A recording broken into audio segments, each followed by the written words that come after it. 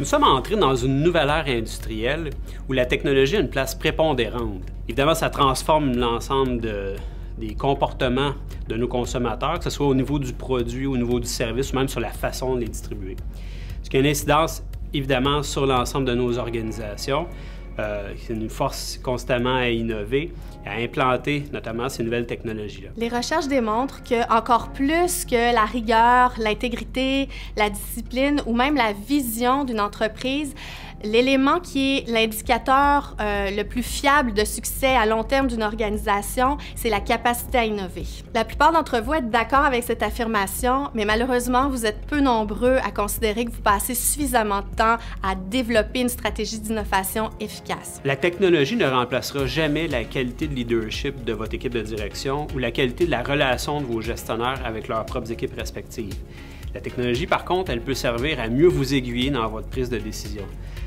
Un des exemples qui est assez éloquent, c'est toute la question des compétences. Comment vous allez pouvoir bien mesurer le potentiel de votre organisation et s'assurer que vous allez pouvoir faire face à vos objectifs d'affaires. Nous vivons dans un monde très dynamique où avoir une vision sur le long terme n'est pas toujours évident. C'est pourquoi aujourd'hui, avec tous ces changements-là, ce qui est important, c'est de pouvoir maximiser le potentiel de votre organisation pour pouvoir faire face aux imprévus, mais surtout aussi pouvoir profiter des opportunités que ce marché-là vous offre actuellement. Gérer les emplois du futur, c'est aussi une question de culture et de mobilisation.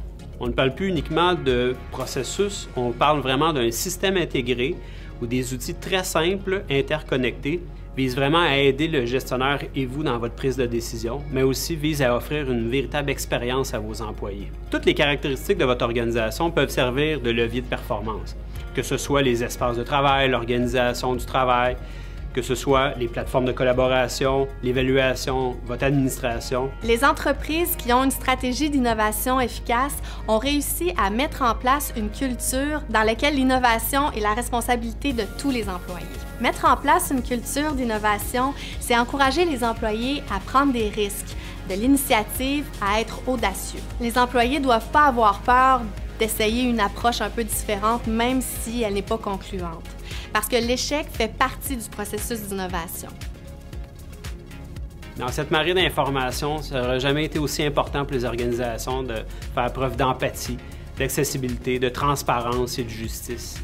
La technologie doit être au service des gens et non le contraire.